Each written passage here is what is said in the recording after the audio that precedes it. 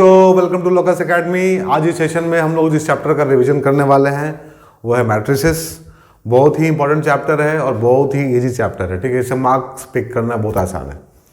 ठीक है, इसमें हम लोग बेसिकली सबसे पहले फंडामेंटल्स कवर करेंगे बहुत शॉर्ट में, उसके बाद फिर कुछ क्वेश्चन आंसर करेंगे। ठीक है, जो कि मोस्ट एक्सपेक्टेड होगा इस साल के लिए।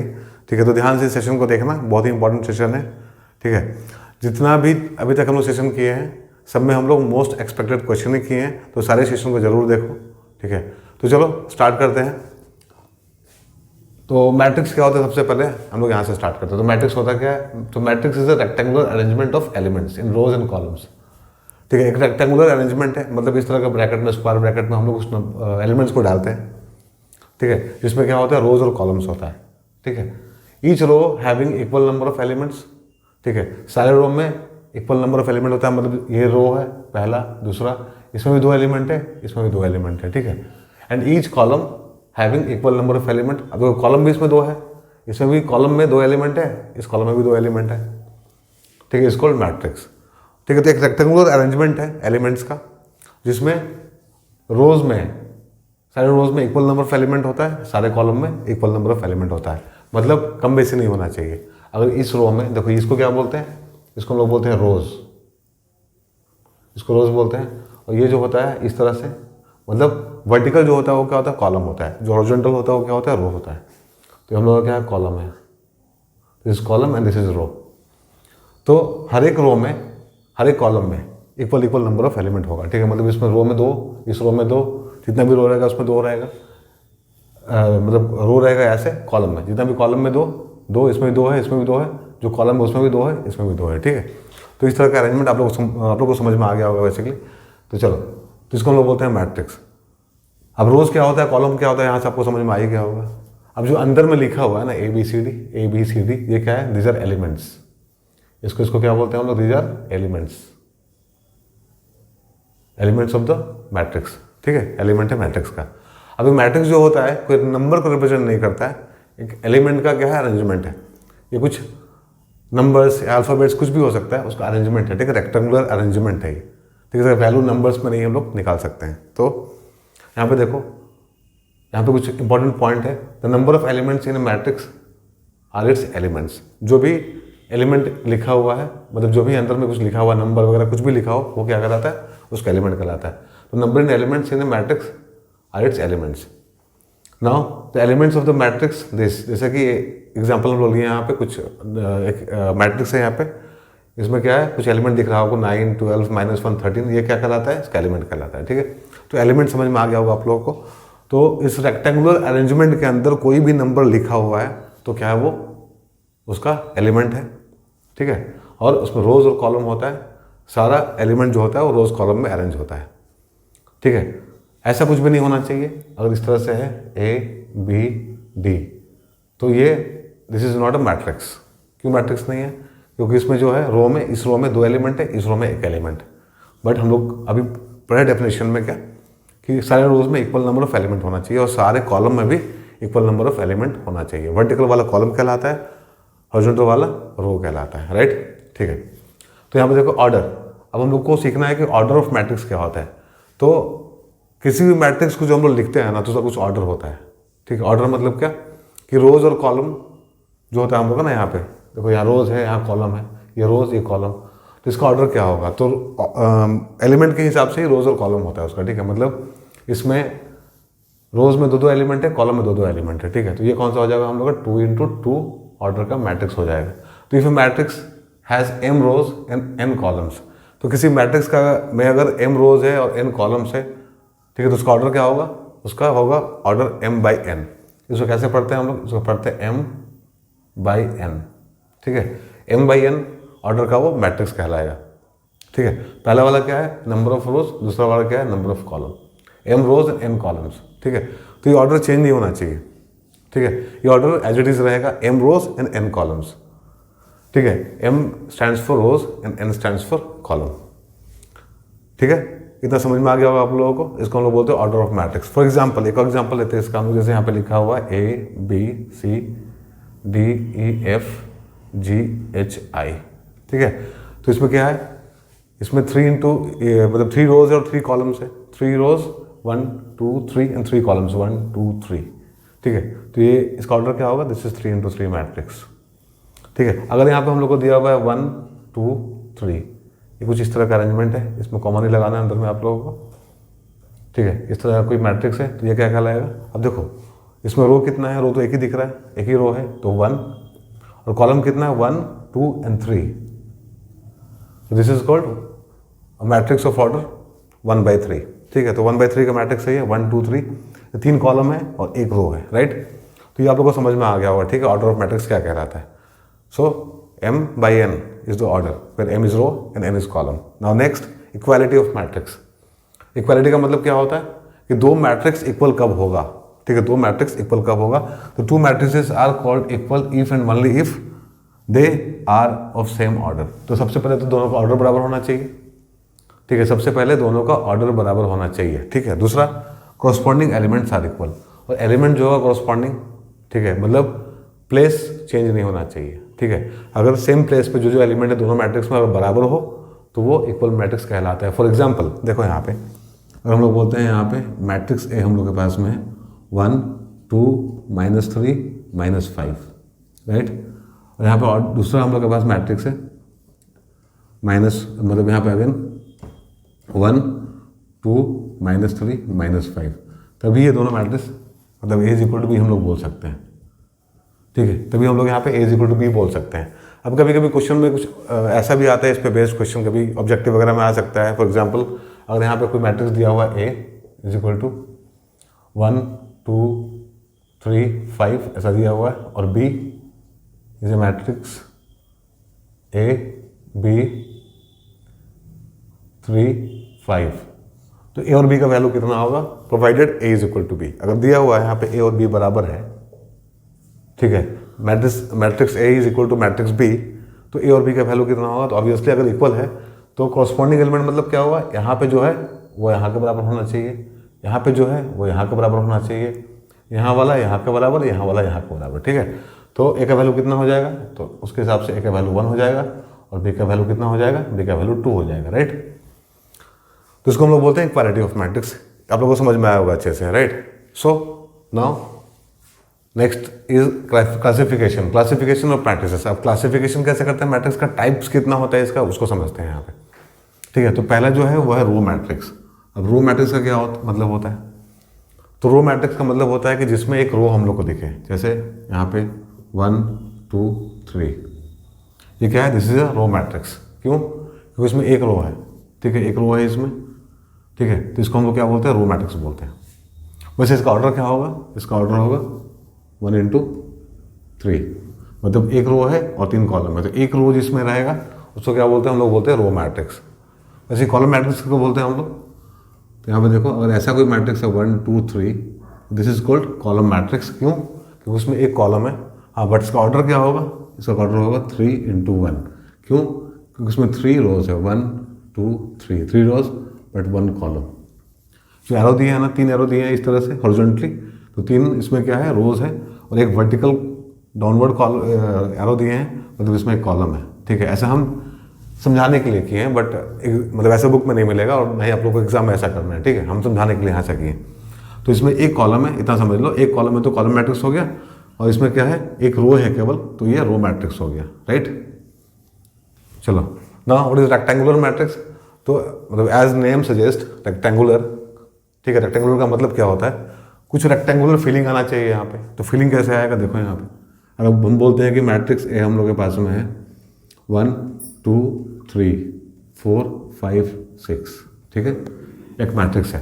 तो इसमें कितना है, अगर हम लोगों का नंबर ऑफ कॉलम ज़्यादा हो नंबर ऑफ रो से, या फिर नंबर ऑफ रो ज़्यादा हो नंबर ऑफ कॉलम से, बराबर नहीं होना चाहिए, ठीक है। तो क्या कहलाएगा वो कहलाएगा रेक्टेंगुलर मैट्रिक्स। लाइक ये कौन सा है, इसका ऑर्डर क्या है, रो 2 रो है इसमें, 1 और 2, 2 रो है ना, देखो 2 रो है और 3 कॉलम है, तो 2 into 3 मैट्रिक्स है। या फिर हम लोग ऐसा बोल रहे हैं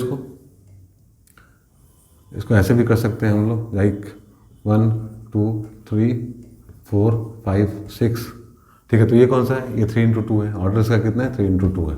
तो 3 into 2 इसका मतलब क्या होगा, देखो यहाँ पे रेक्टेंगुलर फिलिंग आ रहा है कि नहीं आ रहा है, ठीक है। मतलब यहाँ पे रोज और कॉलम बराबर नहीं होना चाहिए, रो ज़्यादा होगा कॉलम कम होगा, या फिर कॉलम ज़्यादा होगा रो कम होगा, ठीक है। 2 into 3 और 3 into 2, तो this types of matrices are called rectangular matrix, ठीक है। जीरो और नल मैट्रिक्स क्या कहलाता है? जीरो और नल मैट्रिक्स वो मैट्रिक्स होता है जिसका सारा एलिमेंट जीरो होता है, लाइक दिस 0 0, ठीक है, और 0 0 0 0, ठीक है। Such type of matrices are called zero और नल मैट्रिक्स, ठीक है। तो समझ में आ रहा होगा आप लोगों को यहाँ पे। अब देखो ये भी जो 0 0 है वो भी क्या है, एक तरह का कॉमा नहीं देना है यहाँ पे, 0 0 है वो भी क्या एक तरह का स्क्वायर मैट्रिक्स है, क्यों रेक्टेंगुलर मैट्रिक्स है, क्यों?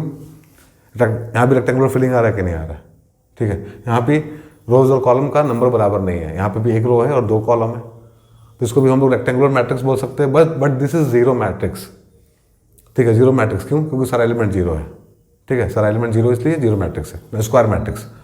बट स्क्वायर मैट्रिक्स, अब रेक्टेंगुलर में क्या था, रो और कॉलम बराबर नहीं था, ज़्यादा कम था, तो रेक्टेंगुलर कहलाया वो, ठीक है।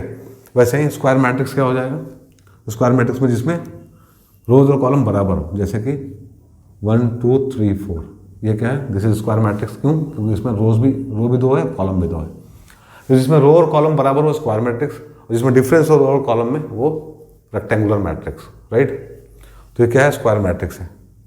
वैसे 3 ऑर्डर का भी ले सकते हैं हम लोग, A B C D E F G H I, ये 3 into 3 का क्या है, स्क्वायर मैट्रिक्स है। बट हम लोग के सिलेबस में नहीं है 3 into 3 ऑर्डर का, इस बार हम लोग के सिलेबस में उस पर क्वेश्चन नहीं आने वाला है, तो हम लोग 2 into 2 मैट्रिक्स पे ही ज़्यादा फोकस करेंगे यहाँ पे। बट जिसमें रोज और कॉलम बराबर हो उसको क्या बोलते हैं, स्क्वायर मैट्रिक्स। जिसमें रोज और कॉलम में डिफरेंस हो उसको बोलते हैं हम लोग रेक्टेंगुलर मैट्रिक्स। जिसमें सारा एलिमेंट जीरो हो उसको जीरो मैट्रिक्स, जिसमें केवल कॉलम हो उसको कॉलम मैट्रिक्स, जिसमें केवल रो हो उसको रो मैट्रिक्स, ठीक है। इतना आसान है इसको समझना। नाउ व्हाट इज यूनिट और आइडेंटिटी मैट्रिक्स, ठीक है। यूनिट मैट्रिक्स का मतलब क्या होता है, आइडेंटिटी मैट्रिक्स का मतलब क्या होता है, यूनिट का मतलब क्या होता है, जरा रिकॉल करो। यूनिट वर्ड का मतलब क्या होता है, 1, ठीक है। तो अगर प्रिंसिपल डायगोनल, मतलब ये जो होता है हम लोग का इस तरह से, उसको क्या बोलते हैं हम लोग, प्रिंसिपल डायगोनल बोलते हैं, लीडिंग डायगोनल बोलते हैं। क्या बोलते हैं, लीडिंग डायगोनल और प्रिंसिपल डायगोनल, ठीक है। लीडिंग और प्रिंसिपल डायगोनल उसको लोग बोलते हैं। तो जो भी इस तरह में जो रहता है, इस तरह का नहीं लेंगे हम लोग, ठीक है। हमेशा इस तरह से लेंगे हम लोग, डायगोनल जो रहेगा इस तरह का, जो इस तरह का, मतलब यहाँ पे जो एलिमेंट रहेगा वो एलिमेंट किस पर रहेगा, प्रिंसिपल डायगोनल या लीडिंग डायगोनल पर रहेगा। इसको हम लोग लीडिंग डायगोनल भी बोलते हैं या प्रिंसिपल डायगोनल भी बोलते हैं, ठीक है।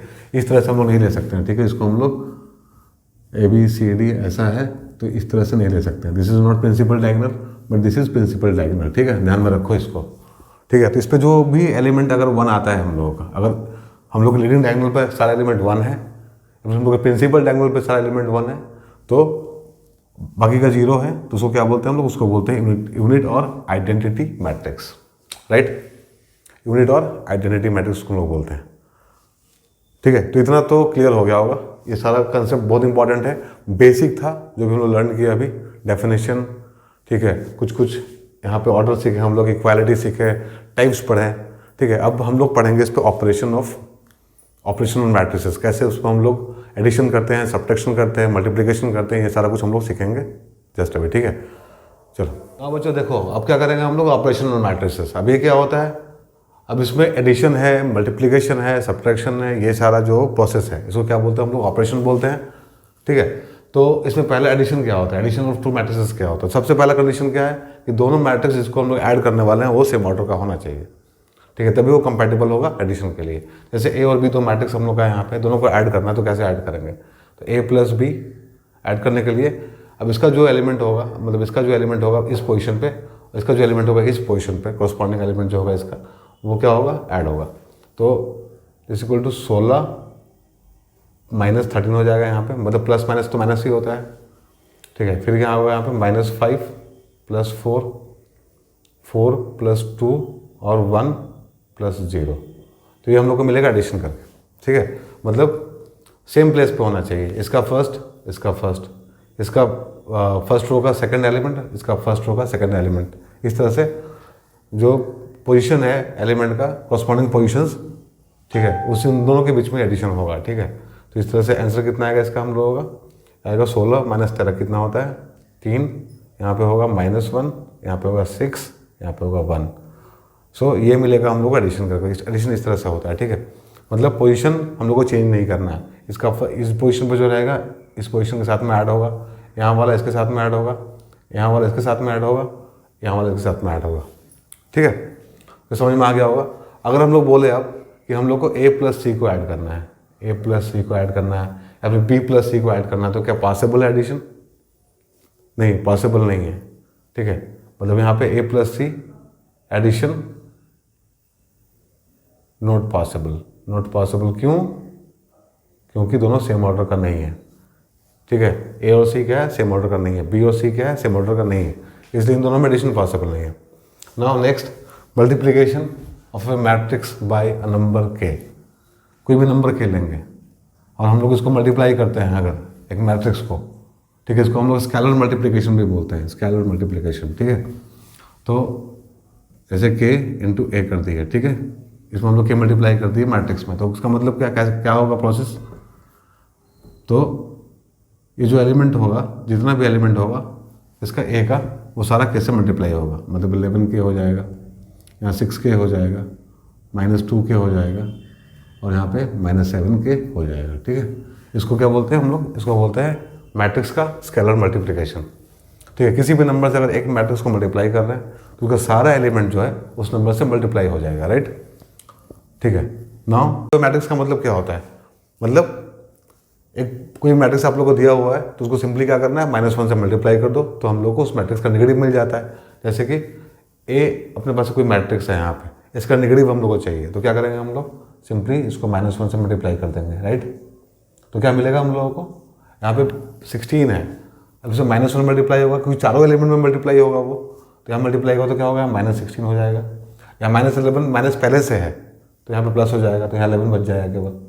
यहाँ -7 है तो यहाँ 7 हो जाएगा, और यहाँ 8 है पॉजिटिव है तो यहाँ -8 हो जाएगा। ठीक है, तो हम लोग क्या किए यहाँ पे सिंपली इसको -1 से मल्टीप्लाई कर दिया, उसको हम लोग -a भी बोलते हैं। ठीक है, now the next one is subtraction of a matrix. Subtraction का मतलब क्या हुआ? हम लोगों को सब्ट्रैक्ट करना है। अगर हम लोग लिखते हैं ऐसा a - b, इसका मतलब क्या होगा? हम लोग को a में से b को निकालना है। ठीक है, हम लोग को a में से b को निकालना है, इसके लिए भी ऑर्डर सेम चाहिए। ठीक है, इसलिए भी दोनों मैट्रिक्स का ऑर्डर सेम होना चाहिए। ठीक है, नाउ इसको हम लोग तो ऐसे भी लिख सकते हैं ना, a + -b, कोई दिक्कत नहीं है। ठीक है, तो अगर हम उसको ऐसे लिख सकते हैं तो और आसान हो गया काम। एडिशन तो बहुत आसान होता है। ठीक है, उसका कंसेप्ट तो हम लोग को मालूम है।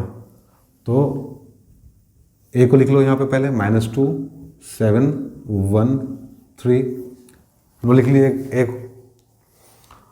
b को क्या करेंगे हम लोग? b का नेगेटिव निकाल लेंगे। तो b का नेगेटिव कैसे निकालेंगे? b का नेगेटिव निकालने के लिए हम लोग उसको -1 से मल्टीप्लाई कर देंगे। तो -1 से करेंगे तो क्या हो जाएगा? यहाँ पे यहाँ हो जाएगा -5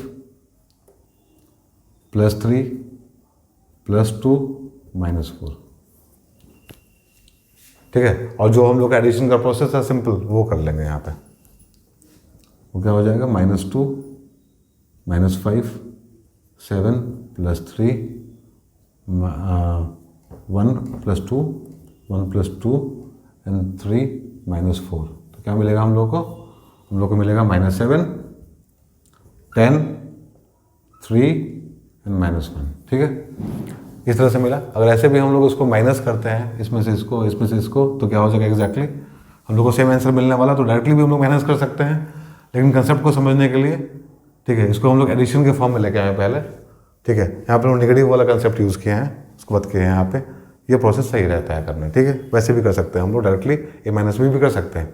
मतलब इसमें से इसको माइनस करेंगे, और अगर b - a लिखा रहेगा तो पहले b आएगा और फिर a आएगा। ऑर्डर हम लोग चेंज नहीं कर सकते हैं। ठीक है, मतलब ऑर्डर हम लोग ऐसे अपने मन से चेंज नहीं कर सकते हैं। मतलब बोलने का मतलब ये है कि a - b is not equal to b - a। ठीक है, ये पॉसिबल नहीं है। तो अगर b - a दिया हुआ है तो पहले b लिखेंगे, उसमें से a को माइनस करेंगे। अगर a - b लिखा है तो पहले a लिखेंगे, फिर उसमें से b को माइनस करेंगे। राइट, चलो समझ में आ गया होगा। Now multiplication of the matrices. ना मुझे देखो नेक्स्ट क्या है हम लोग का? Multiplication of matrices. अब दो matrix a and b compatible कब होता है? मल्टीप्लिकेशन के लिए। ठीक है, उसका कंडीशन क्या है वो हम लोग पढ़ेंगे अभी। तो देखो इसमें क्या है कि दो मैट्रिक्स हम लोग के पास में ए और बी, तो उसमें number of columns in A is equal to number of rows in B. अगर ऐसा है तो ए बी का मल्टीप्लिकेशन होगा, मतलब ए बी होगा यहाँ पे। एंड अगर number of columns in B is equal to number of rows in A है तो बी ए होगा।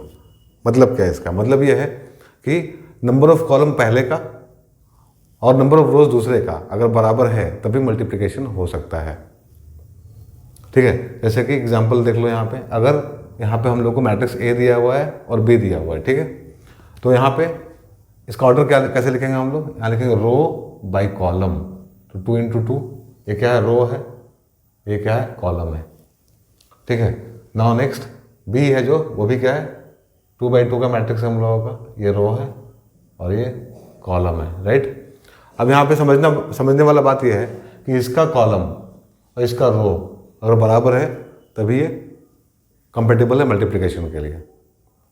ठीक है, तो इस तरह से अगर हम लोग बोलते हैं ए का कॉलम बी का रो इक्वल है तो ए भी पॉसिबल है। वैसे ही बोलेंगे अगर बी का कॉलम और ए का रो पॉसिबल है तो बी ए पॉसिबल है।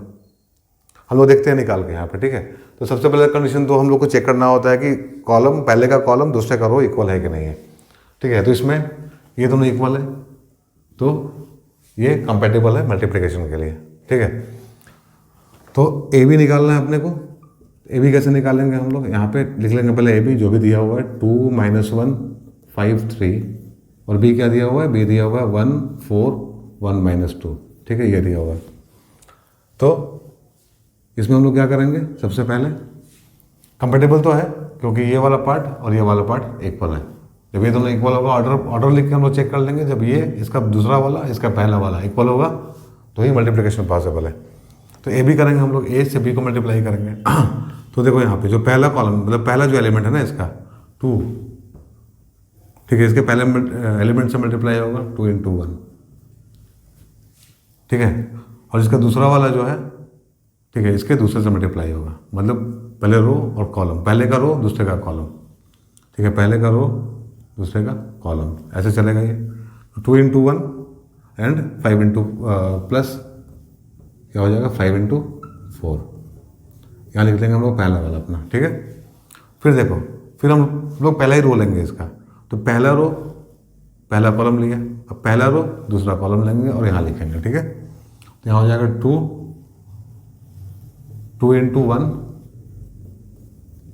प्लस 5 इंटू -2, 5 इंटू -2, ये दूसरा हो गया। तो ये पहले रो का काम खत्म हो गया। ऐसे समझना है, पहले रो को लेना है। ठीक है, पहले रो को पहले कॉलम के साथ और दूसरे कॉलम के साथ, फिर दूसरे रो को पहले कॉलम के साथ दूसरे कॉलम के साथ, ऐसे।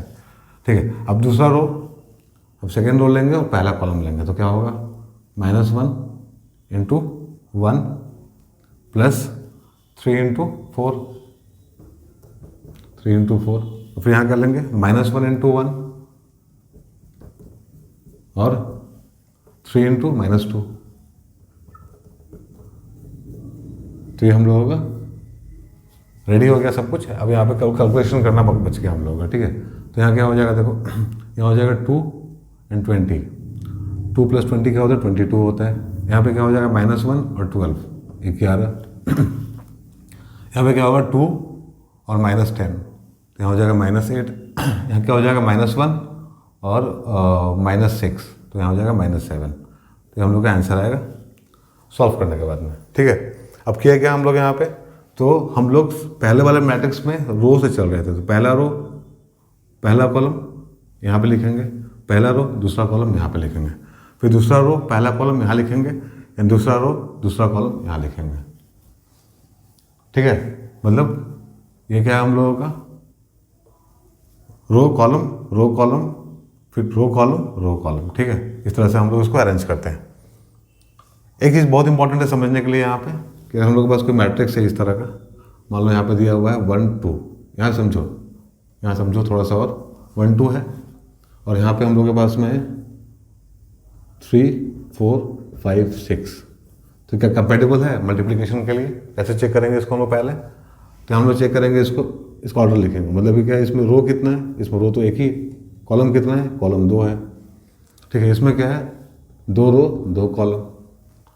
तो ये जो अंदर वाला एलिमेंट है ना, ए बराबर होना चाहिए, तब ये मल्टीप्लिकेशन पॉसिबल है, तब ये मल्टीप्लिकेशन पॉसिबल है। तो जब इसको सॉल्व करेंगे हम लोग तो हम लोग का आंसर कितना का आएगा, जब हम लोग का जो सोल्यूशन आएगा मल्टीप्लिकेशन करने के बाद जो हम लोग का आंसर आएगा वो किस ऑर्डर का होगा। तो जो हम लोग का आंसर होगा, जो हम लोग का आंसर होगा वो क्या होगा, वो हम लोग का जो ऑर्डर का होगा वो होगा 1/2 ऑर्डर का, मतलब होगा 1/2 मतलब 1/2 ऑर्डर का होगा। ठीक है, आंसर हम लोग का इस ऑर्डर का होगा।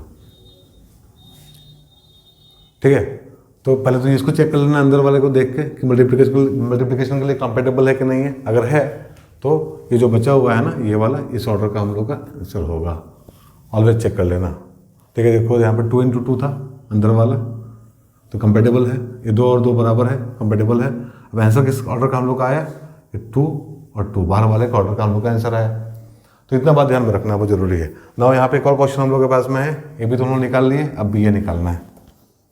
ठीक है, तो बी ए में हम लोग क्या लिखेंगे, सबसे पहले बी को लिखेंगे यहाँ पे 1 4 और 1 -2, और ए को लिखेंगे फिर बाद में 2 -1 5 3। तो मैट्रिसेस में सबसे पहला सीख तो यही है कि ऑर्डर चेंज अपने मन से नहीं कर सकते, जिस ऑर्डर में दिया रहेगा उस ऑर्डर में उनको देखना है। अब क्या हो जाएगा यहाँ पे, अगेन ये 2/2 का है और ये भी 2/2 का है। ठीक है, तो ये अंदर वाला बराबर है, तो कंपेटेबल है। और किस ऑर्डर का आंसर आने वाला है, बाहर वाले के 2 और 2 ऑर्डर का आंसर आने वाला हम लोगों का। तो 2 ही 2 आया कि 1 2 2। अब यहाँ पे एक बार देख लो, यहाँ पे क्या था। अब दूसरा वाला हम लोग पहले लिखते हैं 3 5 4 6। ठीक है, और यहाँ पे लिखते हैं हम लोग 1 1 और 2 1 और 2। अब ये का कंपेटेबल है। अभी मान लो हम लोग का ए था, ये बी था, तो ए भी तो कंपेटेबल था और आंसर भी हम लोग का आया, यहाँ आएगा यहाँ पे, मतलब 1/2 का आएगा आंसर। ठीक है, क्या ये कंपेटेबल है। अब यहाँ पे क्या है, 2 × 2 है, मतलब क्या है एग्जैक्टली 2/2 है। और यहाँ पे क्या है 1 × 2 है।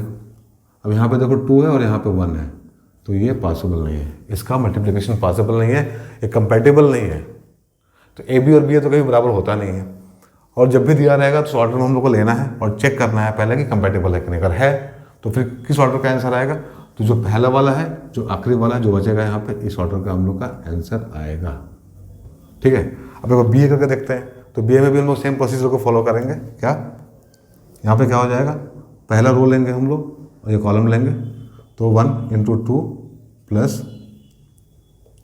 1 × -1।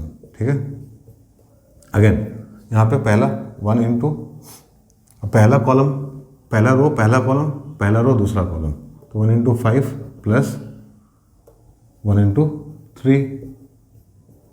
ठीक है, फिर दूसरा रो, पहला कॉलम 4 × 2 + -2 × -1 -2 × -1, और फिर दूसरा रो, दूसरा कॉलम 4 5 + -2 3 सॉरी 3। ठीक है, सिंपल है ये। अब इसको कैलकुलेट कर लो, जो भी आंसर आएगा हम लोगों का। यहाँ पे कितना आएगा, 2 + -1, मतलब 2 - 1 आएगा यहाँ पे। फिर क्या आएगा 8 और 2 10 आएगा यहाँ पे। फिर क्या आएगा 5 और 3 8 आएगा यहाँ पे, और 20 और -6 यहाँ 14 आएगा। ठीक है, तो ये हम लोग का आंसर आएगा। ठीक है, तो समझ में आ गया पूरा प्रोसेस कैसे हो रहा है यहाँ पे, कैसे हम लोग को चेक करना है कंपेटेबिलिटी कि कैसे कंपेटेबल है कि नहीं एग्जैक्टली मल्टीप्लिकेशन के लिए, और फिर हम लोग का आंसर किस ऑर्डर का आएगा। ठीक है, ए बी और बी ए में डिफरेंस होता है कि नहीं होता है, तो ये सब आप लोगों को समझ में आ चुका है। तो आप लोग रेडी हैं इस पर क्वेश्चन करने के लिए इतना करने के बाद में। बट इस सेशन में क्वेश्चन नहीं करेंगे क्योंकि काफ़ी कॉम्प्लिकेटेड हो जाएगा फिर। ठीक है, इतना नॉलेज ज़रूरी है एग्ज़ाम में लेके जाने के लिए। ठीक है, अब हम लोग जो सेशन करेंगे यहाँ पे केवल क्वेश्चन आंसर करेंगे, वो भी बहुत शॉर्ट होने वाला है और मोस्ट एक्सपेक्टेड क्वेश्चन का होने वाला है। तो इसको मिस मत करना और इसको अच्छे से रिवाइज कर लेना। अपना ध्यान रखो, बाय, टेक केयर।